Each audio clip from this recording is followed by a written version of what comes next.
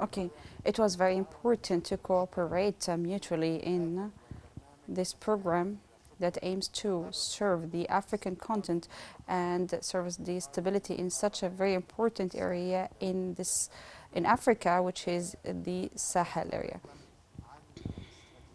We also talked about the national strategy launched by Romania in Africa and the potential of cooperation with Egypt to serve the African issues, especially the issues of development, security and peace.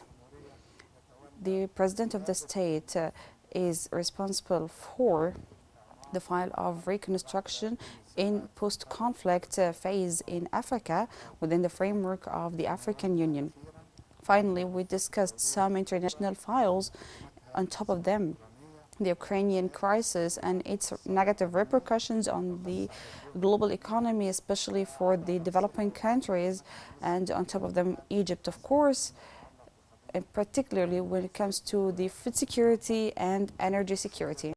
Ladies and gentlemen, I'd like to begin Her Excellency, the Minister of Foreign Affairs of Romania, as a dear guest for us, wishing her a kind stay and happy stay in Egypt during her official important visit. Again, I'd like to reiterate our keenness on further development of relationships, hoping to find specific developments and tangible developments at the level of bilateral cooperation between both countries, and we're about to celebrate the 120th anniversary of the beginning of the relationships in 1926. There will be specific outcomes that will be declared while celebrating this great anniversary for both countries. Thank you so much. I'd like to invite Her Excellency to deliver her statement.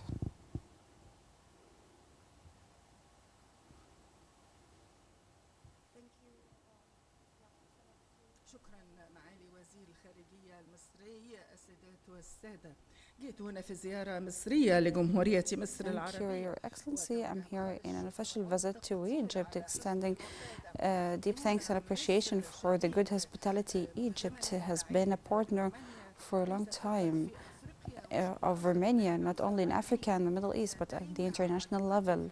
We have excellent bilateral relationships. As I said, in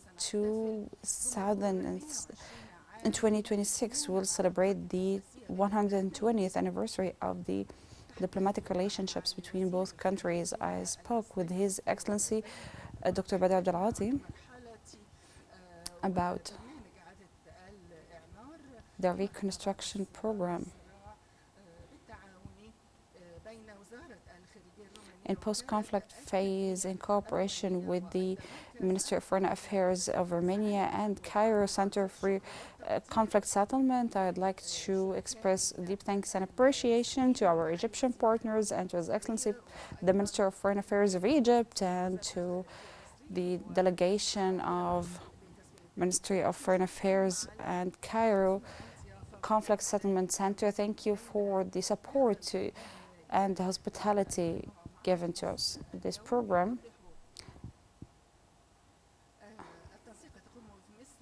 and this visit and this coordination is an important role played by Egypt in the Middle East and in Africa. As for the bilateral relationships, we are working on building security and peace in the neighboring areas, promoting the bilateral relationships and mutual dialogues,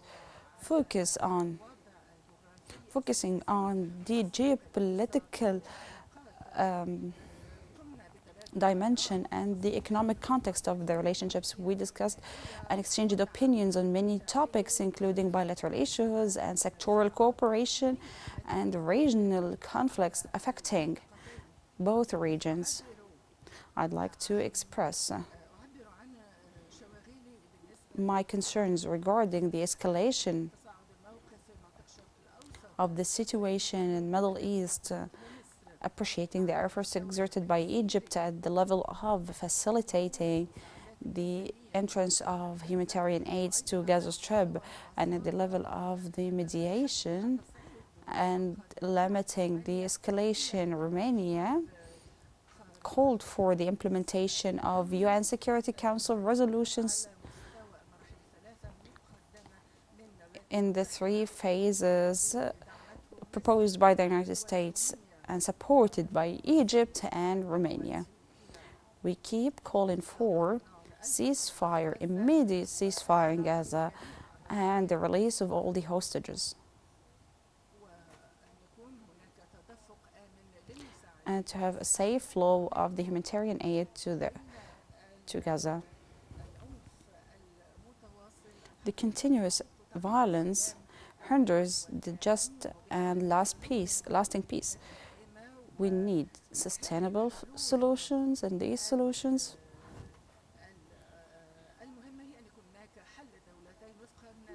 include the two-state solution according to UN Security Council resolutions and relevant international resolutions. I discussed our participation in alleviating the suffering of the civilians in Gaza. We have sent several humanitarian aids to Gaza and medical supplies, food, and many essential elements. We decided to receive the Palestinian children in Romanian hospitals by the end of September. The first group of children and their families arrived in Romania, indeed. We are active in providing the humanitarian aid to Lebanon. In the same month, we sent tons of food supplies to Lebanon.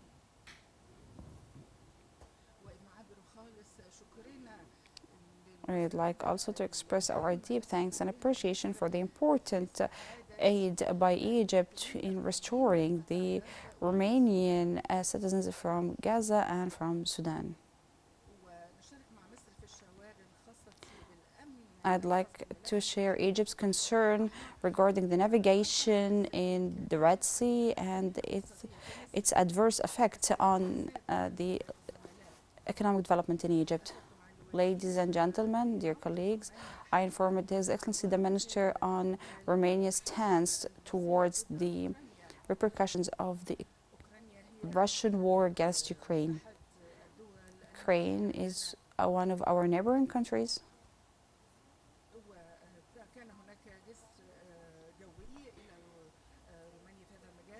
There was an air bridge between Romania and Ukraine. We condemned this war and Russia's behaviors and its violation of the international law. Romania is committed to support Ukraine. We all know that the Russian war has a wide-scale effect at the regional level and the international level and security in general. We fully realize the increasing need of Africa and Middle East to food security. Romania is working on mitigating the undesired consequences of this war.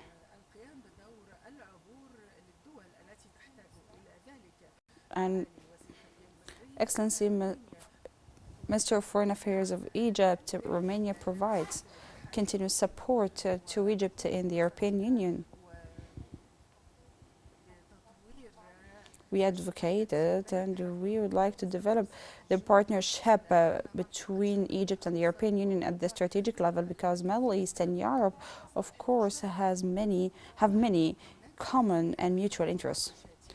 That was one of the main components of our discussion today. Moreover, in the discussion on the cooperation between both countries, I seized this opportunity to express our happiness and being pleased with the outcomes of the mutual committee held in Bucharest of October this year. We signed many investment and SMEs agreements in several fields, including agriculture, gas, and electricity. As Your Excellency mentioned, Egypt is one of the most important partners to Romania in terms of the trade in Africa and Middle East.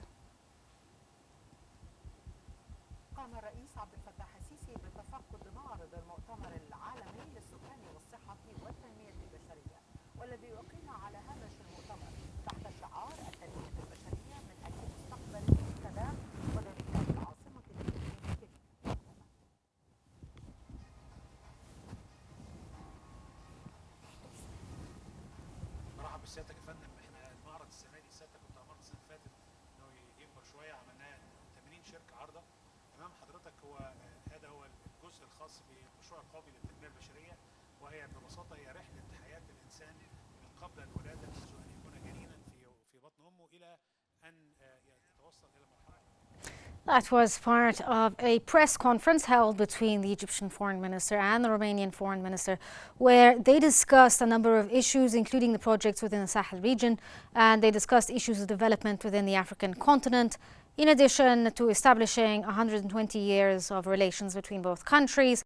They also talked about, or the Romanian FM specifically talked about, the reconstruction program and how they discussed it during their meeting in the post-conflict phase. They also discussed the Russia-Ukraine war and its consequences on the region, in addition to Romania sending out appreciation to the Egyptian side for the Egyptian side evacuating Romanian citizens from both Gaza and Sudan, in addition to talking about the effects and the effectiveness, rather, of the Egyptian side when it comes to mediating the ceasefire negotiations for Gaza and getting in humanitarian aid into the region.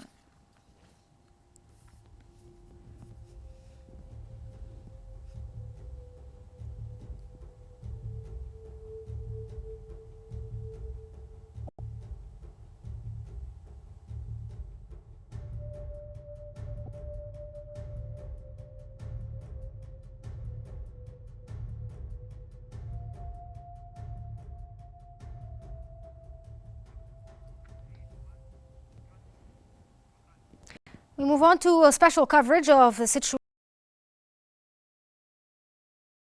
Strikes in Gaza have overwhelmed local hospitals. Israeli airstrikes have hit homes and a residential building in Beit Lahia, sending casualties to Kamal Adwan Hospital.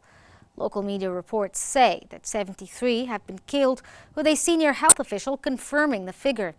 35 additional deaths have been reported across Gaza, with rescue efforts hindered by a two-day communications blackout.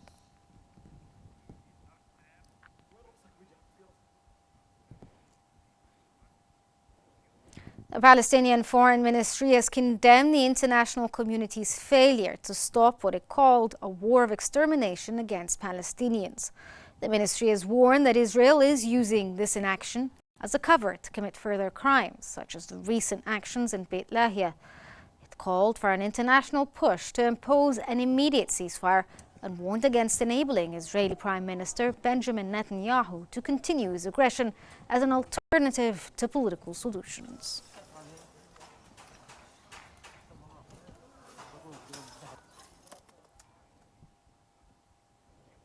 Two Palestinians have been killed and others more injured after Israeli airstrikes targeted a home in the Jabalia refugee camp in northern Gaza. Palestinian media outlets have also reported that Israeli occupation forces also demolished residential buildings in the camp. Israeli forces launched 3 airstrikes in northern Gaza, while strikes targeted other areas. Israeli gunboats also shelled homes in the northwest of the Gaza Strip.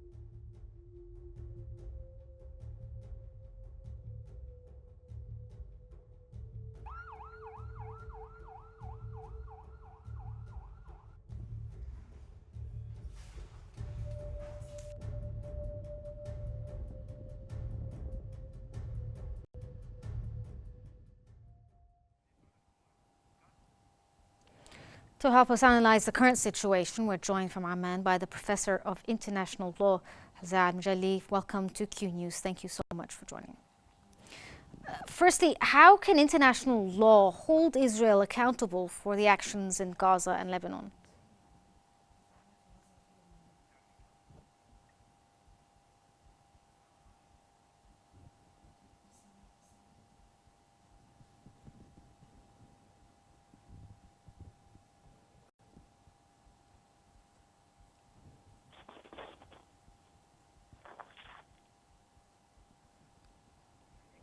Sir, are you with us, sir? If so, could you tell us a bit about how you think the international law can hold Israel accountable for its actions in Gaza and Lebanon, given that for the past year they've operated with relative impunity?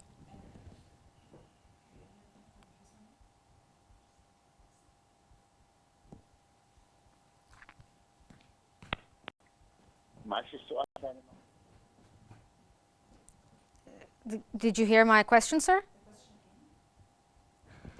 Sir, how can the international community hold Israel accountable for its actions in Gaza and Lebanon, even though for the last year they have operated with relative impunity?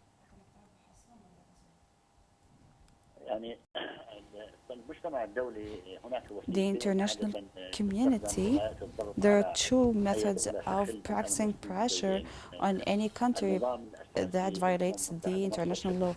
The statute of the United Nations stipulated explicitly that any threat against the international peace and security, the UN Security Council can interfere using Chapter 7 to deter this country. As you know, Israel has the impunity of US veto. So resorting to this chapter is almost impossible because of the frequent use of veto right by the United States of America, so no resolution can be taken against Israel. Even the single decision taken by the UN Security Council on ceasefire, it was interpreted by the United States and Israel that it's optional, so they have the freedom to choose either to stop the war or not. The second way in the international law is resorting to the international courts, like the International Court of Justice. The International Court of Justice takes decisions in this regard, providing that the state concerned has signed an agreement or the statute of the International Court of Justice, which is Rome Law of 1992. Israel signed the agreement on prohibiting or banning the genocide. That's why it's obliged to obey the International Court of Justice. Even the decisions of the International Court of Justice are rejected by Israel. As for the International Criminal Court, we know that it accused Israeli leaders of genocide crimes and war crimes. And that's why we find that the international community is unable to practice any kind of pressure in the light of the absolute support of the United States and Europe to Israel. That's why the resolution is in the hands of Netanyahu. He decides when to end the war and when to continue it.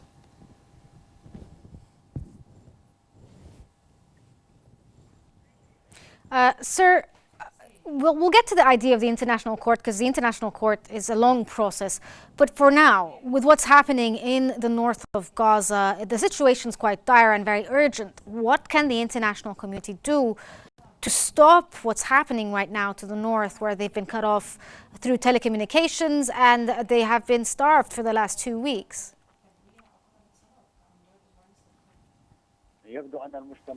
It seems that the international community is unable to do anything because the international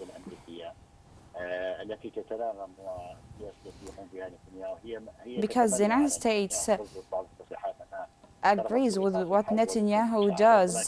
They issue some statements that they want to end the war, but there's no actual pressure on Israel or in Netanyahu in particular, or on this extremism government to cease fire. That's why Israel continues to commit crimes. Israel wants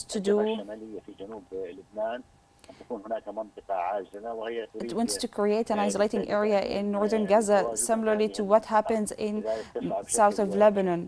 That's why it tries widely to evacuate northern Gaza, since this area forms strategic depth for Israel.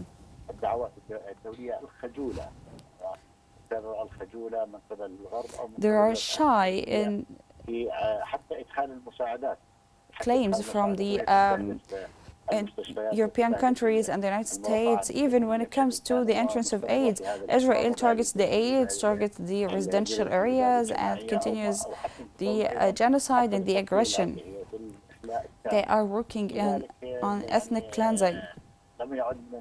That's why it's not feasible anymore to discuss a clear international stance here. I'm referring urgently to the statement of the German chancellor to his recent visit to Turkey, when he spoke explicitly that what Netanyahu does and what Israel does in Gaza is not a genocide crime. Based on this, it's clear for us that the policy of the West goes in line with what Netanyahu does in the region. All the statements we see and hear are shy statements. They do not practice any pressure on Israel, and Israel continues its military operations, and they continue their weapon support and financial support to Israel, which increases the appetite of Netanyahu and Israel to continue the war until they eliminate Hamas, which is their goal, and even eliminate whole Gaza Strip. Okay, that was Professor of International Law Azan Mujali. Thank you so much for your insights and your valuable input. Now, regarding the humanitarian situation in Lebanon, we are joined from Beirut by the head of the Order of Nurses in Lebanon, Abir Kurdi. Welcome to Qnews. Thank you for joining us. Ms. Abir, are you there? Yes. Thank you for joining us. Firstly, could you give us a rundown of the situation right now on the ground in Lebanon when it comes to, the hospitals, the humanitarian situation in general? In general, we're still being targeted every day, morning, night, no matter what's the time. We still have a lot of casualties between martyrs and wounded people. They are human, civilians, including the medical team, the healthcare professionals. In addition, we are being targeted even a whole area, a whole building. Everything is being targeted and made into rubble. So could you tell us a bit, the reports are that the hospitals around Lebanon, especially the south, have been overwhelmed when it comes to dealing with the number of wounded and injuries generally. Could you give us an idea of what the medical staff has to do or needs to do when it comes to these situations? And do you have enough supplies to deal with the number of injuries? Actually, nowadays, the hospitals that are in the red zones and the targeted zones are handling the issues in terms of emergency rescue, if we can say, and then we're transferring the patients and the wounded to other facilities with the help of the Red Cross and other, any ambulance service.